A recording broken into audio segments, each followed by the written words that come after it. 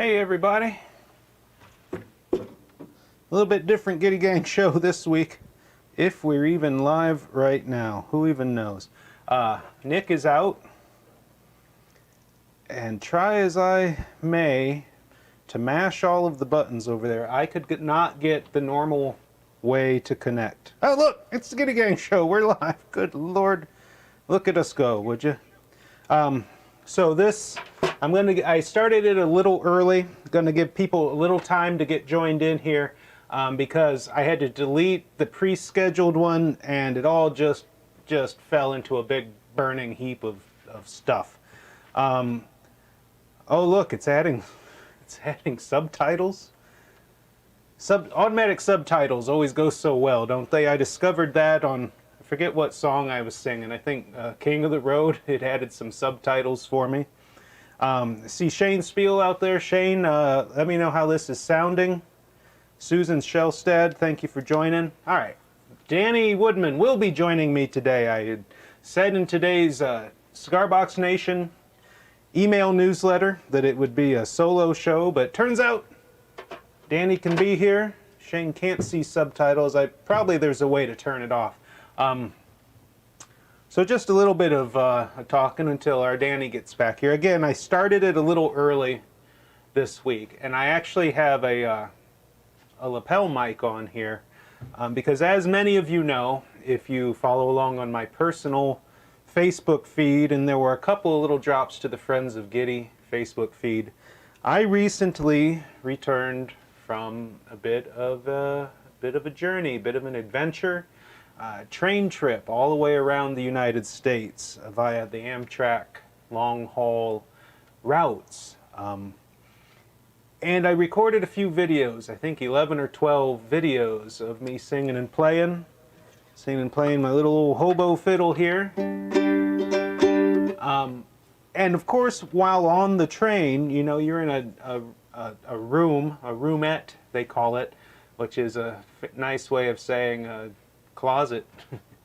But it's big enough for one person. You know, you got a couple of seats in there that fold down into a bed. There's a bunk up above.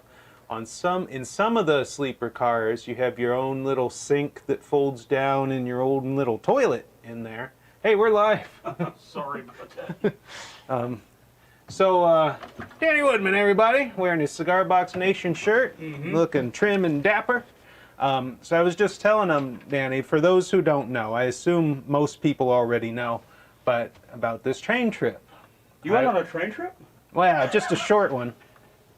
Turns out I added it all up. You know, I had some time on said trip to do a lot of writing, some songwriting, a lot of thinking, a lot of staring out the window.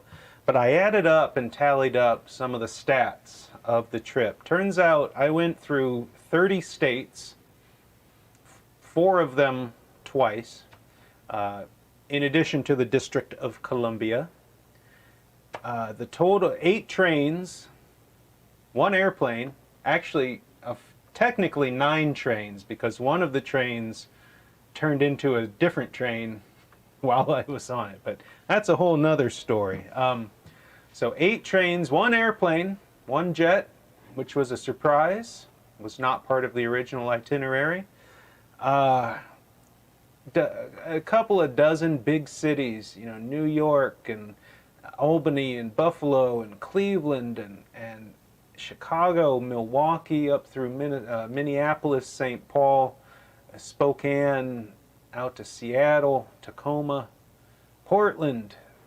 Didn't get to go through San Francisco because of the train turning around. Los Angeles, Tucson, Arizona, San Antonio, Texas, Houston, New Orleans, then on up through Birmingham, Alabama, and Washington, D.C., Baltimore. So yeah, uncounted hundreds of towns, and really seeing a wide swath of this great country at the height of summer, you know, and the approach to July 4th weekend was pretty cool. So there's certainly some stories from the road. I hope to tell a few of them today, and do some picking and grinning. Some of the songs, if you did see the videos that I posted, from the rails, then some of these songs will sound familiar, but that's all right. But anyway, I told him that story, both to kill time until you got back, and to explain why I'm wearing a lapel mic. It's because in recording these videos on the train, I have discovered something I long suspected, and that is I like my voice a lot better, my singing voice, when I'm singing quietly. When I'm singing quietly, which you kind of have to do when you're in your own little room on the train, because you don't want to disturb the people around you and get the conductors mad at you. So singing quietly, whereas usually here on the Juke Shack, I'm singing loud. I'm trying to project. When I'm at the session, of course, I'm trying to sing loud. And I have come to like my own voice a lot more in its quiet form. So I thought today I would try wearing the lapel mic. Now Danny, he sounds good quiet or loud, so he can holler at the condenser mics as usual, but I'm gonna try. And I didn't print out a script or anything for today. There's no set agenda. If you've got a question or something you want to hear, a request, go ahead and ask it. But I want to do some thanking first. I have some people, so many people that I need to thank.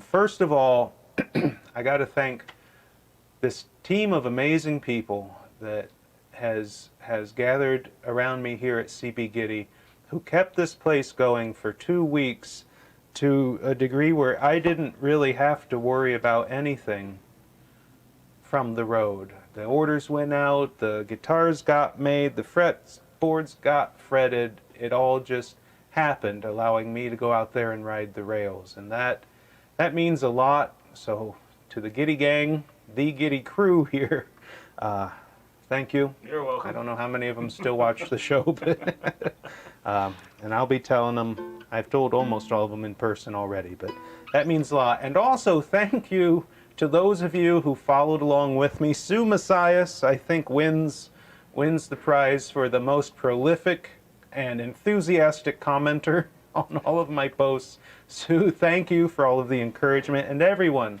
The encouragement, the suggestions, the advice, the questions, just the good vibes that you sent out as I posted photos and videos of this trek around the country. And my dear old mom out there, Ma Gitty, and my special thanks, if she's over there in the packing room watching, to my wife, Dawn, Mrs. Gitty Baker, for just being cool when I brought up this idea of, hey, I want to leave for 2 weeks and go around the country by train. I have since had occasion to, when telling people that I met out there on the road about this, the reactions that wives had when their husbands said, oh, that sounds really interesting, was not quite as cool and open-minded as my wife's was. So, Mrs. Gitty, Dawn Baker, she's a hell of a gal, and I'm lucky to have her. So, I think that's all the thanking I have to do. Thank you to Amtrak for not wrecking. Anyway, let's do a song. All right. I don't know what song. Actually, I think this was the first video. Oh, one more bit of talking. I have a wee dram here in the glass. Oh, Rob Roble. I ran into a guy, a friend of Rob's, on the train, the Sunset Limited that runs from L.A. to New Orleans. Got to talking to a guy about, he asked what I did. Oh, cigar box guitars. He's like, oh, he lives near Sarasota, Florida, up in the Panhandle. Like, I know a couple of guys that make and build those. I'm like, do you know Rob Roble? Because he mentioned Destin, Florida, where Rob lives and works. He's like, oh, yeah, I play down at the boathouse and bop, bop, bop, bop. So that was a small world moment, running into a musician, and from what Rob says, a hell of a guitar player, on the train. Yeah. So anyway, this is whiskey, Irish whiskey, made by Mr. John Jameson, or the descendants thereof. I got a half-gallon of that, a big half-gallon jug to take with me on the trip, thinking I can sit in my little room, I can sip a little whiskey, I won't have to buy beers down in the cafe car, save money, it'll be great, right?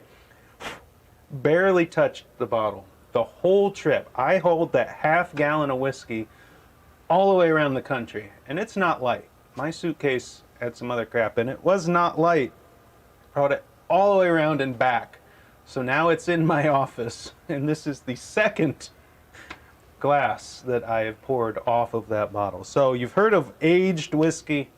That is traveled, well-traveled whiskey. So I don't know if it makes it taste any better, but to me it kind of does.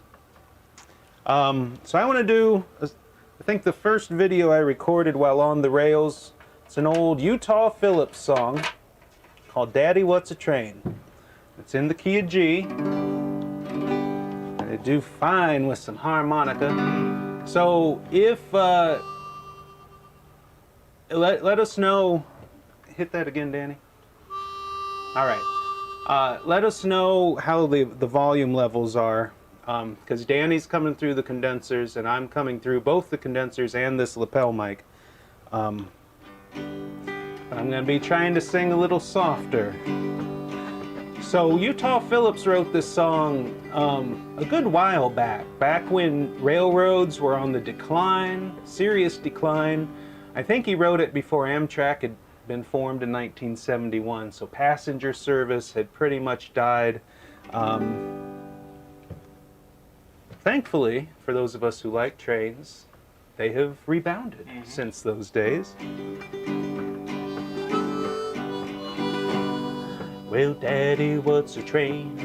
Is it something I can ride? Does it carry lots of grown-up folks and little kids inside? Is it bigger than our house? Well, how can I explain? My little boy asks me, Daddy, what's a train? When I was just a boy, living by the tracks, us kids would gather up the coal in a great big gunny sack. And we'd hear the warning sound as the train pulled into view. The engineer would smile and wave as she went rolling through. She blew so loud and clear, we had to cover up our ears. We counted cars just as high as we could go. I can almost hear the steam and those big old drivers scream with a sound my little boy will never know.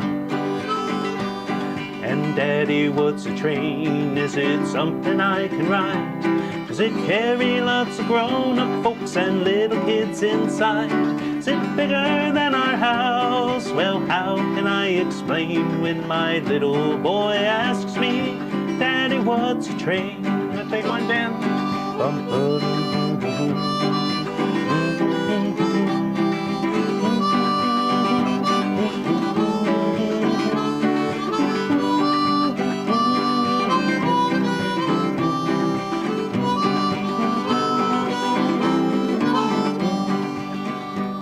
I guess the times have changed and things are different now.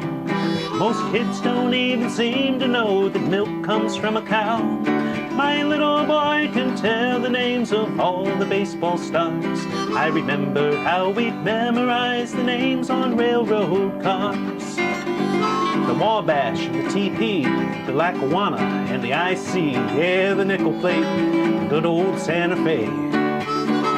They're just names out of the past, and I guess they're fading fast every time I hear my little boy say, well, Daddy, what's a train? Is it something I can ride? Does it carry lots of grown-up folks and little kids inside? Is it bigger than our house? Well, how can I explain when my little boy asks me, Daddy, what's a train? We climbed into the car, headed into town, right up to the depot house, but no one was around. We searched the yards together for something I could show, but I knew there hadn't been a train for a dozen years or more. All the things I did when I was just a kid, oh, how distant those memories appear. But I guess it's plain to see that they all mean a lot to me, because my ambition was to be an engineer. Well, Daddy, what's a train? Is it something I can ride? To carry lots of grown-up folks and little kids inside? Is it bigger than our house? Well, how can I explain when my little boy asks me, Daddy, what's a train? When my little boy asks me, Daddy, what's a train? Ooh, nice. Well, thankfully, I can say my son will never have to ask me, Daddy, what's a train? Because he's been around them from a very early age. Has gotten to ride on a few of them, including the one pulled by a steam engine down there in Strasbourg. Actually, my wife and son got to ride on a little narrow gauge train pulled by a steam locomotive up in Boothbay Harbor, Maine, and I was operating the steam locomotive. A couple Father's Days ago, Dawn got me a engineer for a day gift. And boy, wasn't that a time. All right, so you know that song talking about when I was just a boy living by the tracks. Danny, I know you grew up near a former railroad line. Yeah, the old Worcester, Nashua, and Portland. Worcester, Nashua. My dad remembers it. But, yeah. I don't. Well, that was one where, you know, they stopped passenger service a long time ago. Right? Yeah, they stopped it about 20 years before they ripped the tracks up. Well, like a lot of smaller or short line or regional railways that didn't get bought out, and even a lot that did, they would stop the passenger service first just because nobody was riding. You know, everybody had cars in the 40s and 50s.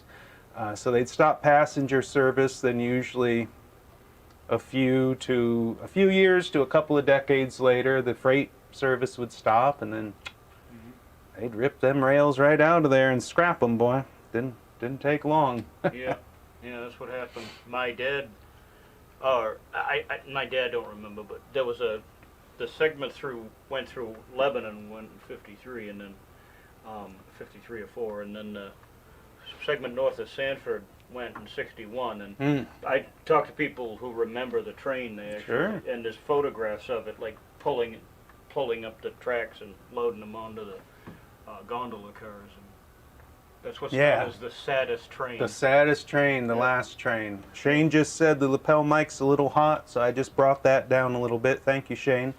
Can we make Danny a little louder? Well, it'll make us both a little louder, just so you know.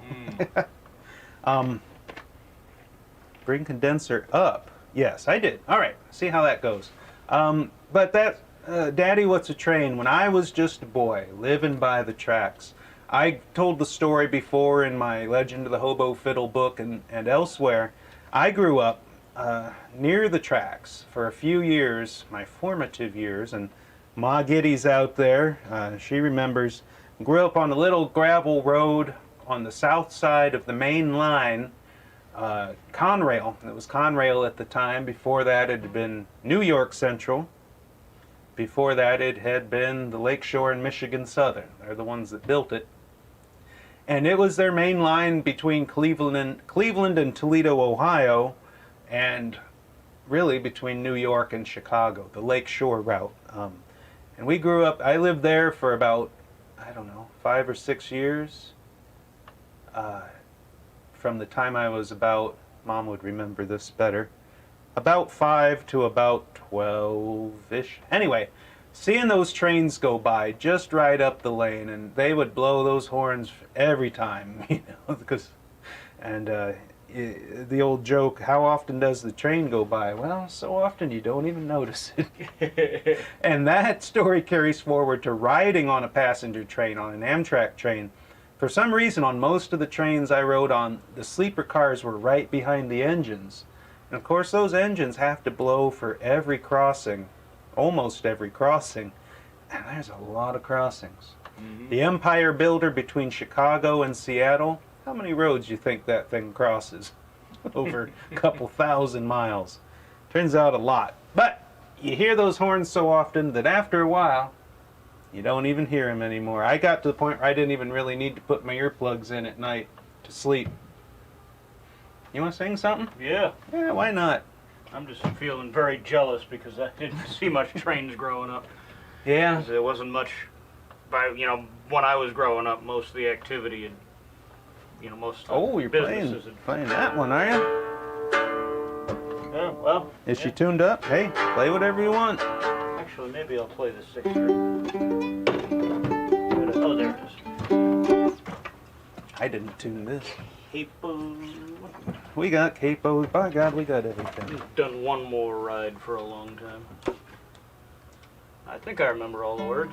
So you're not going to be surprised to learn that today's going to be a lot of train songs. I hope that works for everybody, because you're B flat. Yep. That's the only way I know how to be is B flat. 2 through 9, Mom says down on Liz Lane. All right. Those are some formative years, I'd say, huh? All right. I'm gonna let you run on this one. How I long for a trip, don't need no grip, I'm taking one more ride. Way up there in the prairie air, I guess it's in my hide. Oh, the clickety-clack of the railroad track is calling. There's a man that knows where the Santa Fe goes when she gets under steam. And a big loud bell bids a fond farewell, hear her whistle scream. She's bound to go where there ain't no snow or falling. One more ride. Ooh-wee, ooh-wee, ooh-wee, yeah-dee, ooh. Ooh-wee, ooh-wee, ooh-wee, yeah-dee, ooh-wee, yeah-dee, ooh. I miss the gloom of the pale white moon that seemed to know my name, and the tumbleweeds where the prairie dogs feed. I miss them just the same. They're all a part of the song in my heart I'm singing. I recall a tune I sang to the moon that seemed to make him smile, and I rolled away at the close of day and stayed so long a while. But I long to be where my memory is ringing. One more ride. Ooh-wee, ooh-wee, ooh-wee, yeah-dee, ooh. Ooh-wee, ooh-wee, ooh-wee, yeah-dee, ooh-wee, yeah-dee, ooh. As the years roll by, I wonder why I long to leave my home and hit the trail of the iron rail way out there alone. But my heart will sigh 'cause I know that I am leaving. If I don't come back, there's a one-way track way down in Mexico. You'll find me there or any old way that a tumbleweed will blow. So it's goodbye now, you'll never know how I'm grieving. One more ride. Ooh-wee, ooh-wee, ooh-wee, yeah-dee, ooh.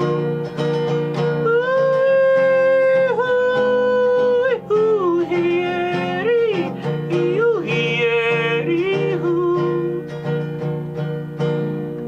Nice. I don't think I've heard you do that one. I don't do it very often. That sounds like Sons of the Pioneers. It was something. That's the that's the earliest version I know Yeah. of. Yeah. Boy, they did a lot of those good old Western and cowboy songs, and it's a number of them. Yeah, I think Johnny Cash covered that too. Yeah, I could see Yeah, him he didn't do doing the yodel that. part though. But, I could see them doing that.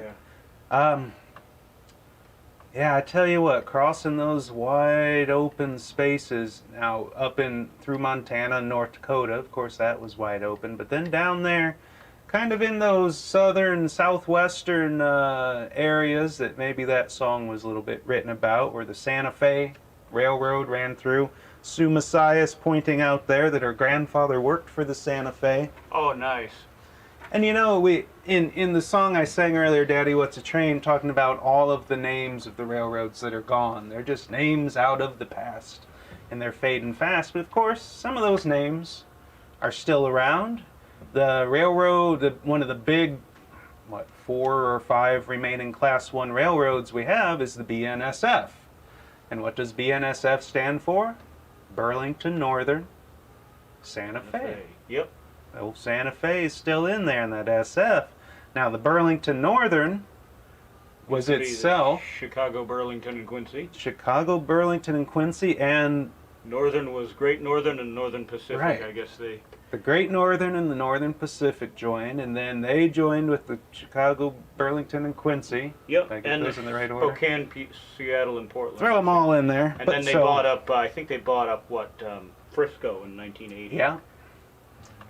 And the Norfolk Southern, which runs the trains through my old home places there, in Ohio, they are, of course, the Norfolk has a long history. Mhm. Norfolk and Western, Yep. and then of course, the Southern Railway. Southern serves the South. I saw a couple of old Southern depots and stations down there, still having the old logos and stuff on them. So yeah, a lot of those old names are still around. The Wabash, the Illinois Central. Some of them you don't see quite so much anymore. But anyway, thank you all for joining us today here on this kind of, I wouldn't say impromptu Gitty Gang show, but Nick, we have no intrepid producer behind the desk. That's why we're not necessarily running as we usually do. Had to start a new stream and just go on the fly here. I hope we're on YouTube. If you're watching on YouTube, thank you. I can't tell from here, but we should be. Sure, why not, right? Yep. It's so easy. So, oh, actually, no, I'll play this one. Those of you who were following along on the updates, I was posting. Ooh, Philip Taylor just said something cool. Mm-hmm. You know who Ken Burns is, right? He's done all of the... He should do one of his things on the railroads. One of his documentary series. Ooh, that would be cool, wouldn't it? So those of you who were following along with me on Facebook, even if you weren't, you can get on there and I think click the follow button. I don't really keep up with friend requests anymore, but if you click the follow button, you could go back and see all of the photos and videos I posted. I don't know if you saw the one, Danny. We were going through the Cascade Tunnel up there in Washington State, through the High Cascades, which are the mountain range up there, and the Cascade Tunnel is, I believe, still is the longest railway tunnel in the United States. 7.8 miles, and the trains are limited to, passenger trains are limited to 30 miles an hour in there. So it took a solid 15 or 16 minutes to go through that tunnel.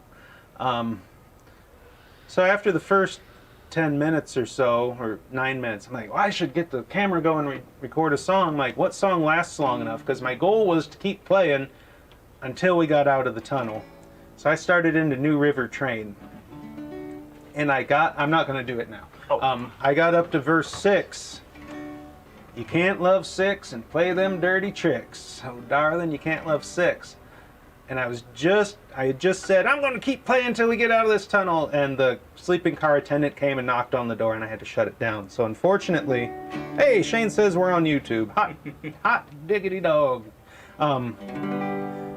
But we went through, the Cascades. We went over the Northern Rockies through Glacier National Park in Montana there, and then the Cascades.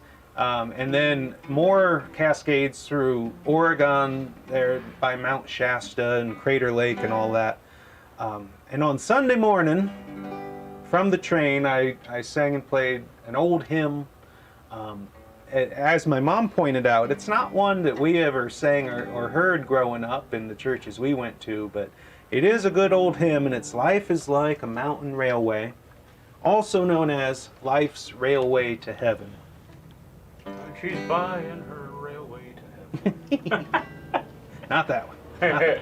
So I'm going to have a go at it here on this steamer trunk guitar. Of course, the steamer trunk that I built this guitar from very likely spent some time in the baggage compartments of some trains back in the day.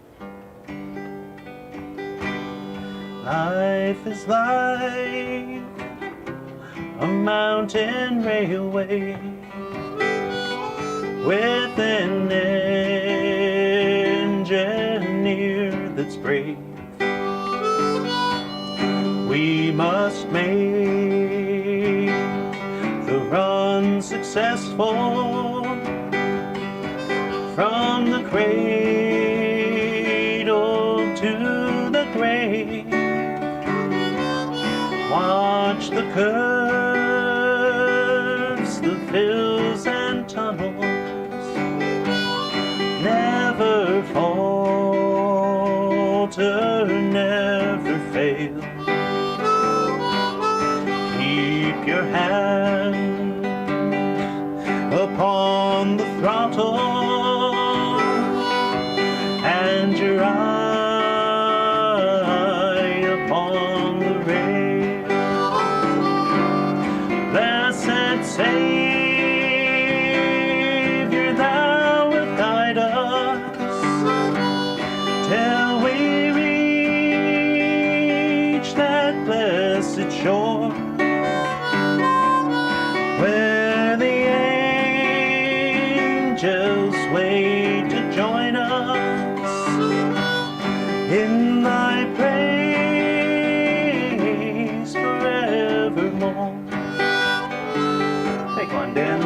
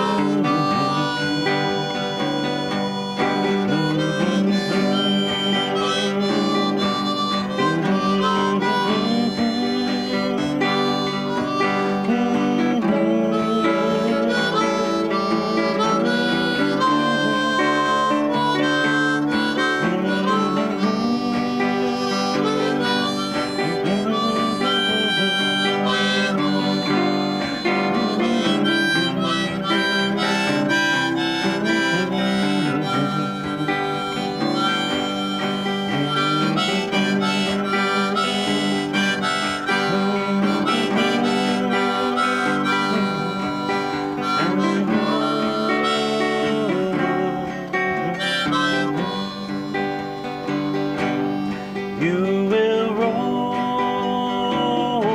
the grades of trouble. You will cross the bridge of strife. See that Christ is your conductor on this lightning train of life. Always mindful of destruction, do your duty, never fail.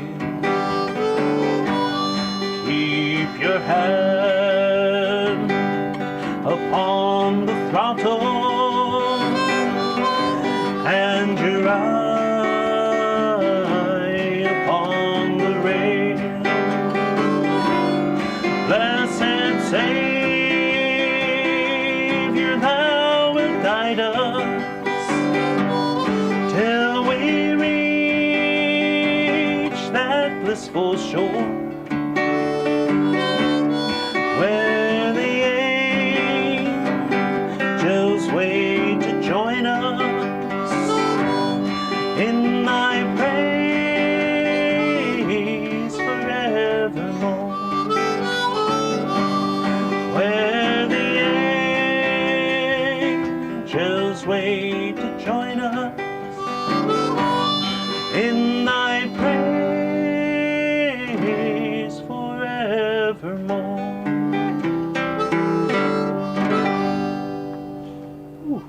Well, there's two more verses, but I started off really slow, so I decided to not go through all of the verses. Well, life is like a mountain railroad, and that's pretty well true. You know, I mentioned earlier there was a bit of a, not a detour, but a surprise element to my trip, and that was due to the wildfires, the forest fires that I believe are still burning out there in Northern California. Got into Seattle on the Empire Builder. I can't remember now what day it was. I've got it all written down in my journal, but that's at home. So we got into Seattle, and I had a night to stay there, and then the next morning the Coast Starlight was to leave Seattle and go about 36 hours, and we'd end up in Los Angeles. Well, we get to, it's getting hotter. It was the big heat wave, the last big heat wave they were having. They're fixing to have another one. Leave Seattle, it's close to 100. We get to Portland, Oregon. It's 115 degrees, and that's not the real feel. That's not the heat index. That was the actual temperature. And in Portland, it being about 4 hours from Seattle, they have what they call a fresh air break, or for the smokers, a slightly less fresh air break. And I stepped off of that air-conditioned train onto that asphalt platform, and that wind hit me. And I tell you, I have never felt a hot, angry wind like that. I've been in Las Vegas in the summer. In July, it's 105, Oh, sure, it's hot, but 115? Good Lord. We didn't stay there long. Back on the train, boom, heading south. Under heat restrictions, when steel rails get hot, they buckle, they get all wonky, so the trains can't go as fast. So we were under a 60 mile an hour and then a 40 mile an hour. So we're just crawling south through the Cascades, through all that farmland, a lot of agriculture out there in Oregon. And we're going, I decided to go to bed. About midnight, we pull into a little town called Klamath Falls, Oregon. Klamath Falls, right near the border with California. And I go to sleep, or I wake up briefly when we stop, and I look out the window, and there's the sign, Klamath Falls, Oregon. I'm like, well, we're getting close to California, right? All is well. Go back to sleep, feel the train moving during the night, wake up halfway at one point, look out the window, it's dark, but it felt like the train's moving backwards, like we're going in reverse. Like, well, that's weird. Then wake up, go back to sleep, wake up a little bit later, and it's going forwards again. Like, whoo, well, that's good. At least we're moving in the right direction. Go back to sleep, wake up at about 6 a.m., look out that window, and I see that same Klamath Falls, Oregon sign. And I said to myself, something's going wrong. And it turns out all that moving during the night was to back the train up to a Y that was further up the tracks so that it could turn itself around, because trains can't just flip on they got to go to a Y and back onto it and then come and then back to Klamath Falls, because we were heading back north. That train was heading back to Seattle. It had started off as train number 11, the southbound Coast Starlight. Well, at that point, it became train number 14, the northbound Coast Starlight. And we were going to be stuck there at that station until about 9 a.m. when the new crew arrived, because train crews by law can only go for like 8 hours or something before a new crew has to come on. And we were heading back north, and oh boy, what do you do then? Well, I'll tell you what I did. Some folks got on a bus headed for Medford or Medbury, a city there nearby about 70 miles away in Oregon, where the Greyhound station was and an airport was. Well, I decided to head back north to Portland. Got on my phone, reserved a hotel room, got a plane ticket the next morning. So back we go to Portland, step off the train. It's only 95 degrees by that point, so almost chilly, and made it to Los Angeles in time to catch my next train, the Sunset Limited. So all was well, but I realized as it was sinking in that, hey, this train's heading back north, I realized that I had inadvertently stumbled into a very bad remake of Planes, Trains, and Automobiles. And Sue Messias was with me the whole way in the comments of my posts, sharing all of her experiences on the Coast Starlight. Apparently, it's not the first time that particular train has had some troubles en route. But, I missed out on the lovely scenery that you get along the coast there in California, because the train tracks for sections of it are right on the coast, right on the ocean, pretty much. And so it is sad to have missed that, but by God, I made it. And here we are today. You got one? I've been talking a lot. Well, I didn't think Danny, well, he didn't think he was going to be here for the show today, and then he comes in a little, I got all set up. I'm like, I'm running solo. It's going to be all right. yeah, And the he weather says, was wonky up here this week. yeah, oh boy, looks like the rain's let up a little Supposed now. to go to Vermont this weekend, and we postponed till tomorrow because of the monsoon. Yeah, it's coming down, Yeah. but this will put a dent in our drought, My though, hat so is that's still- a good thing. My hat is still wet as Went dried a bit, outside, got wet, oh boy. All right, what you got there, bud? Yeah. Let's see. I think I've done. Is that one in tune? Sounds like it. I don't have the best One of ear. us.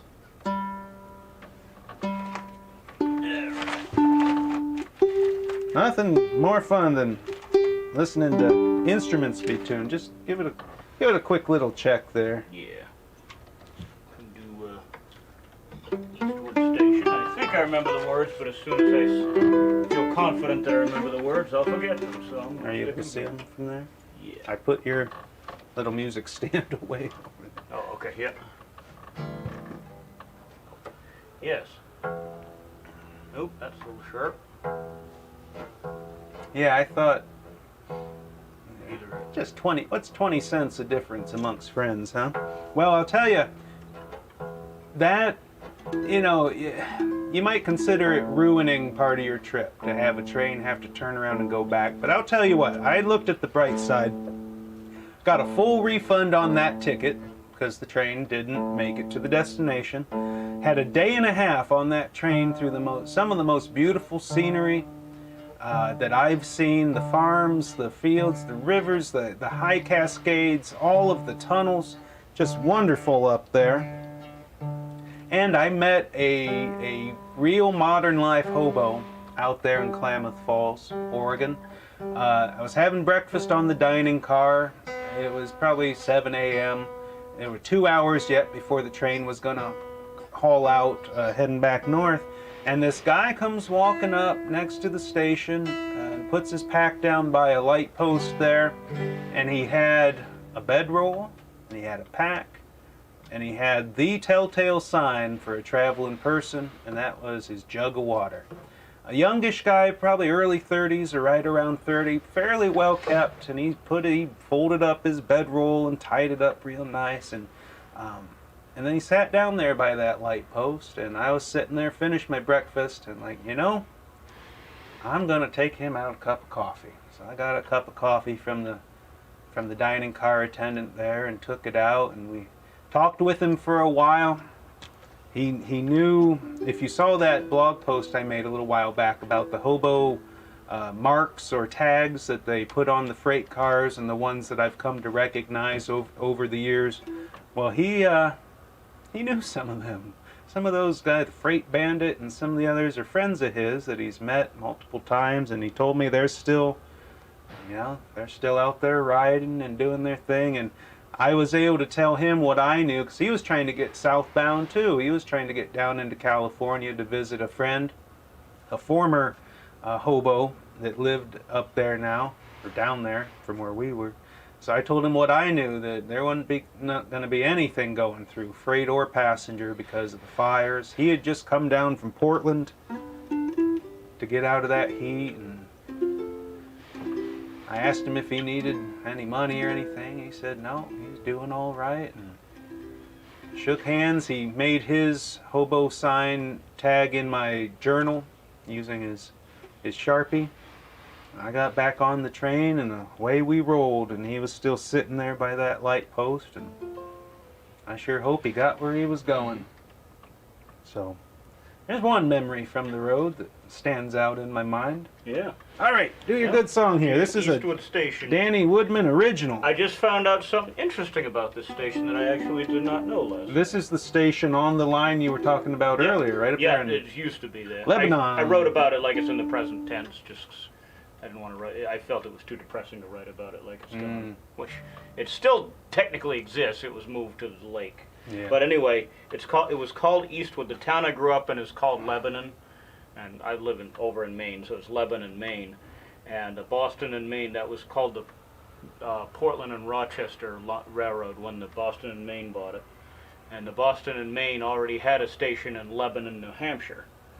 So they couldn't call it Lebanon. Yep. So they decided to rename it Eastwood. All right. To avoid confusion. I'm not confused about that.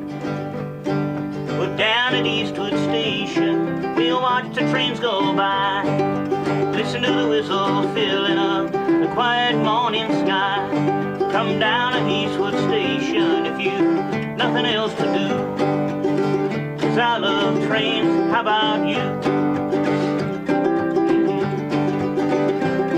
Now Eastwood is a depot in a down east country town on the B&M's Worcester, Nashua, Portland division.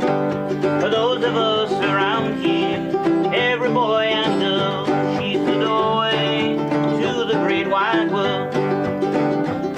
Well, down at Eastwood Station, we'll watch the trains go by. Listen to the whistle filling up the quiet morning sky. Come down to Eastwood Station if you've nothing else to do. 'Cause I love trains, how about you? There's people going off to town, goods coming in. As long as I remember, that's how it's been. Those trains, they keep on rolling in all kind of weather, bringing us and the world together. Well, down at Eastwood Station, we'll watch the trains go by. Listen to the whistle filling up the quiet morning sky. Come down to Eastwood Station if you've nothing else to do. 'Cause I love trains, how about you? Want to try one?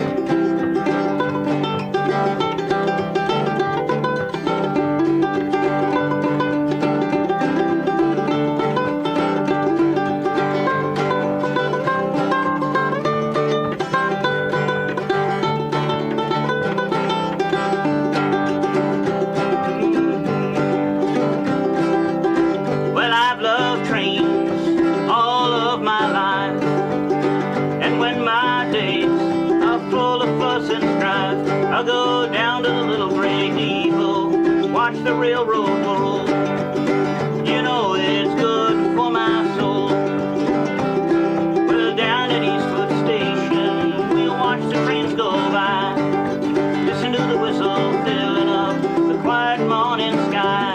Come down to Eastwood Station if you've nothing else to do. 'Cause I love trains, how about you? Yeah, boy. 'Cause I love trains, how about you?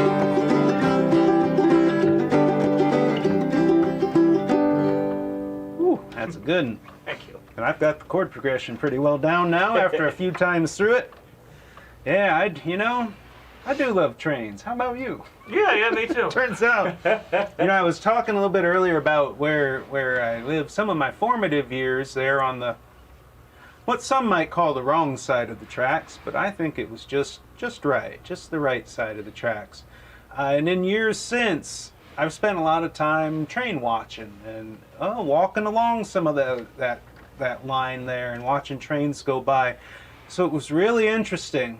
Friday morning 2 weeks ago, at about 5 in the morning, that old train that I was on rolled into Sandusky, Ohio, and rolled up to the depot there. Now, that was where, on previous rides, I would get off, because that's where my mom lives, and that's where I was born, and all that. So that was the stop.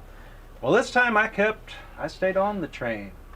And I watched the old depot slide by there, and then seeing the sights from the rails was a very interesting, what's the word, juxtaposition, or it was a very interesting perspective, looking out the train window at these scenes that I've seen 1,000 times, and how many times since I was a little boy. And we passed that very same road where we used to live, and I saw it slide by in the dim pre-dawn light there, and it was gone in about a second because that train was hauling along at about 80 miles an hour. But seeing the place you're from from a whole different perspective is I haven't quite processed through all of it yet. I got a lot of writing to do and such about it, but it's really an interesting thing. That's about all I got to say about that. All right, how about key of C? You might want to harp for this one.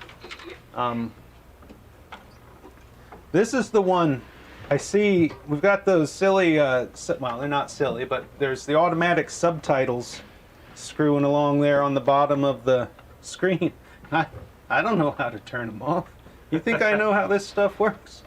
It's something went bad wrong here. All right, hand me that other one. I don't know what could have gone that. Well, I did just put a new, hold on, maybe it's this new.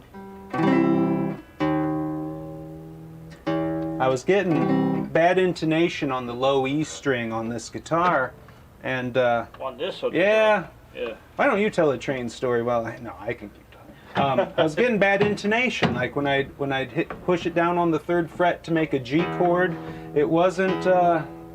It was like making almost a G sharp, and I figured out that it had to be because the string gauge I had on there was too small. And I put small gauge strings on it on purpose to try to keep the tension low, because, you know, it's built from an old steamer trunk. How much can they really stand up to? But I think I had gone a little too small because it would pull the intonation off when I fretted it. And that's not what you want, is it? No. So I put a 52 gauge on it instead of a 48, and it's ringing right on G there where it should be. So I told you all that to tell you. King of the Road. So these subtitles, it put them on my uploaded video of King of the Road that I did, and it got them bad wrong. I'd like to take that and transcribe the bad subtitle lyrics and actually sing the song with those. It's like no phone, no pool, no pants. You know, it had some good lyrics in there. So, all right. Key of C. Roger Miller wrote this. Trailers for sale or rent, rooms to let 50 cents. No phone, no pool, no pets. I ain't got no cigarettes, but 2 hours of pushing broom buys an 8 by 12 4-bedroom. I'm a man of means, by no means king of the road. 3rd boxcar midnight train, destination Bangor, Maine.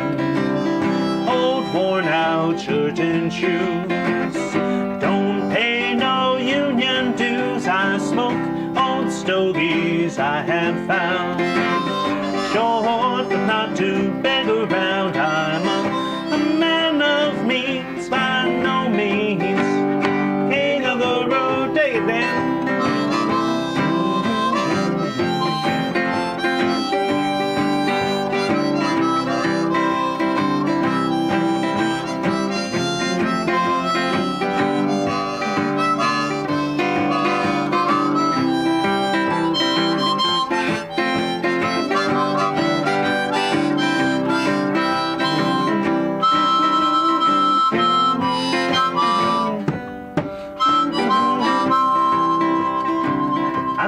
Music when I can, traveling across the land, freight yards and loading docks. I made my guitar from a cigar box, oh, but when I find a little booze, well, you know that I can play the blues. I'm a man of means, by no means king of the road. I know every engineer on every train, all of their children and all of their names, every handout in every town, that ain't locked when no one's around, and I sing trailers for sailors, rooms to let 50 cents, no phone, no pool, no pants, ain't got no cigarettes. Well, play it, Danny.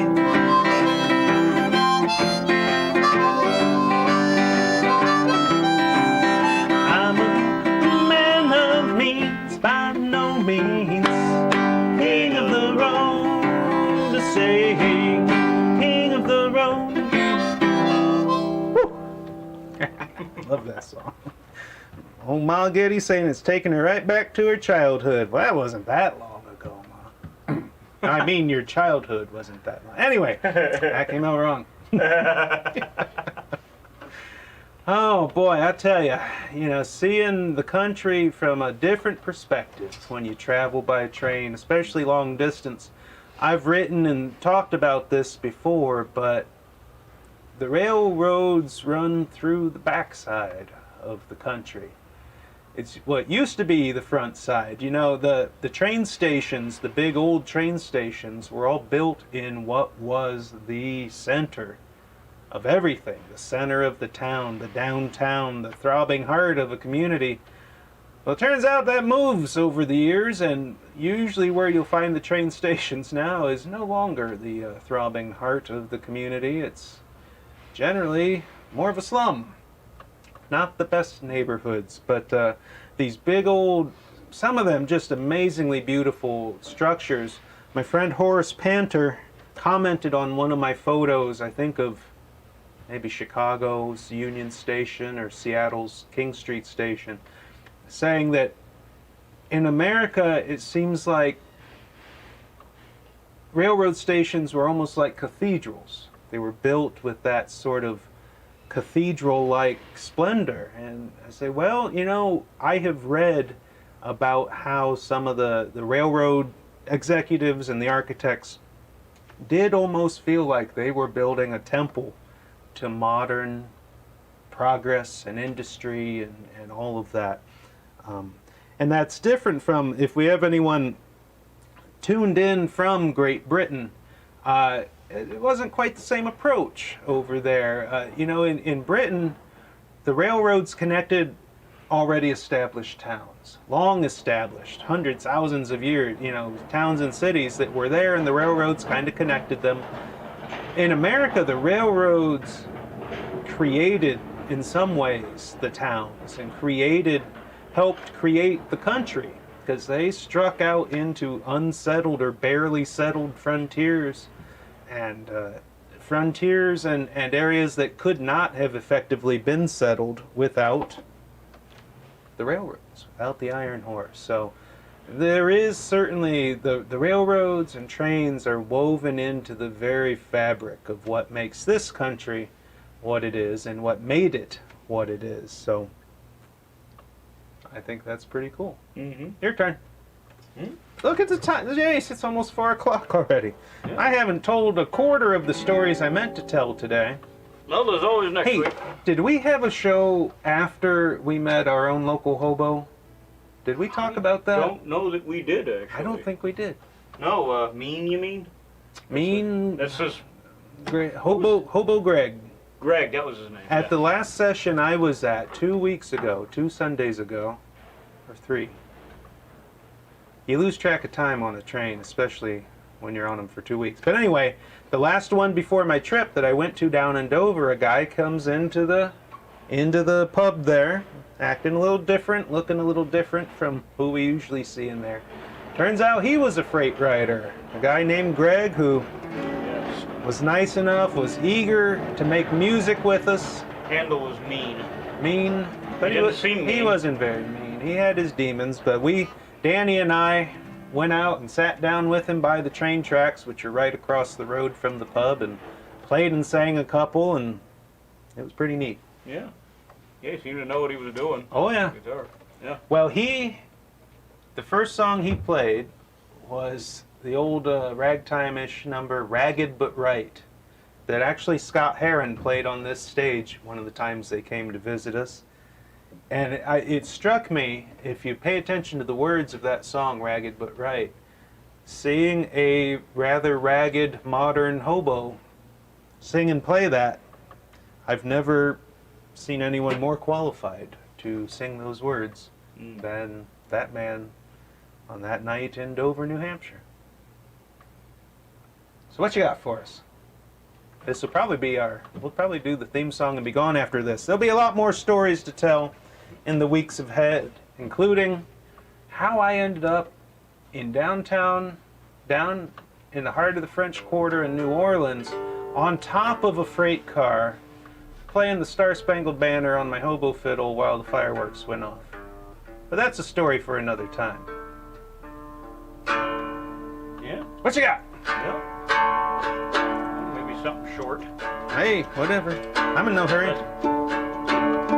Now, I think of something short train. How about the Glendale train? I don't think we've ever done that one. Woo! Yeah, that's in here. That's in my old time and bluegrass book. There he is. Here, give that one a quick little twist. Yeah. Twisting them up. I think I do it. Speaking of twisting them up, boy, on the Sunset Limited in Tucson and in El Paso, the DEA agents came through with the drug dogs. Of course, they didn't find anything in my compartment because there was nothing to find, but they did pull a suitcase off of the baggage car and give it a good going over. It's a whole different world down there. Going through El Paso, at one point we were probably 40 feet from the border fence. Right across there was Mexico. All right, Glendale train. You can keep walking, I just... Nope. Somebody robbed the Glendale train this morning, 9:30. Somebody robbed the Glendale train, and I swear I ain't lying. They made clean off with 16 keys and the 2 men lying cold. Somebody robbed the Glendale train, and they did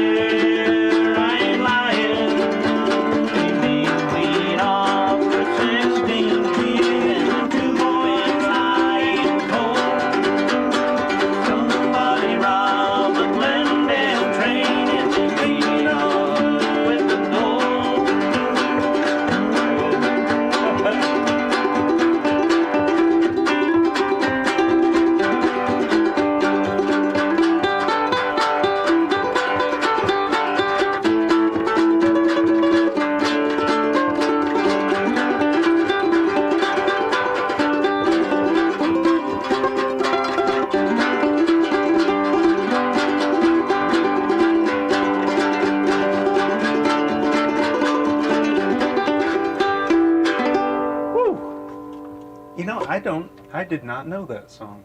That is not in my No, yeah, old-time songbook, but Yeah. it sure as heck should be. Woo! yeah, That's a that's good the one. first time I've ever actually performed it. Unless, well, it's possible that it's not public domain. I've backed it.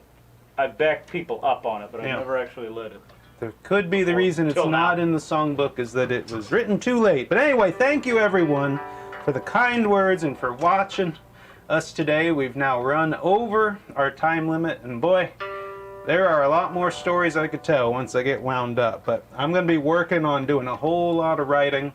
I just got all of the photos and videos downloaded off of my phone onto my computer. There's over 60 gigabytes of them. So I got a whole lot of work to do someday, but not this day. I got to finish processing. All right, well, thank you again, everyone, all my crew here at CB Gitty who kept things going during my 2-week hiatus. To my dear wife, Dawn, Mrs. Gitty Baker, who puts up with me and who let me go without raising much of a fuss. And all of you who commented with encouragement, advice, questions, or just giddy on, Bo, as Sue Messias likes to say. Well, let's wrap this up.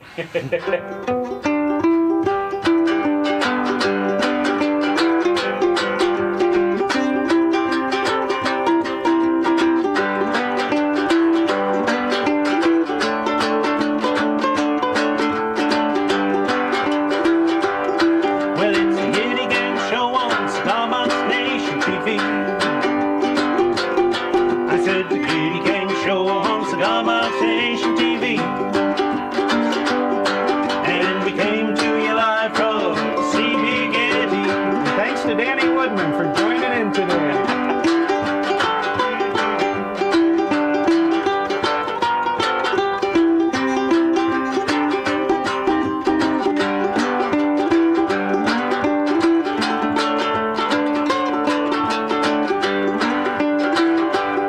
Well, we come to you live every Friday afternoon at 3 or thereabouts. Say we come to you live every Friday afternoon at 3. What happens? And if we don't see you, how sad we're gonna be. Well, if you get the chance, you should take a ride on a train. A train, yes, and if you get the chance, you should take a ride on a train. You might not get where you're going, but you'll never be the same again. Well, it's the Gitty Gang Show, the Gitty Gang Show. I said the Gitty Gang Show, Gitty Gang Show. I said the Gitty Gang Show, Gitty Gang Show. I said the Gitty Gang Show, oh, the Gitty Gang Show. It's the Gitty Gang Show on Cigar Nation TV. Usually Nick cuts us off after 20 or so seconds. Thanks, Ma. She's filling in for Keith Rearick today. He's saying it's the best show on the internet.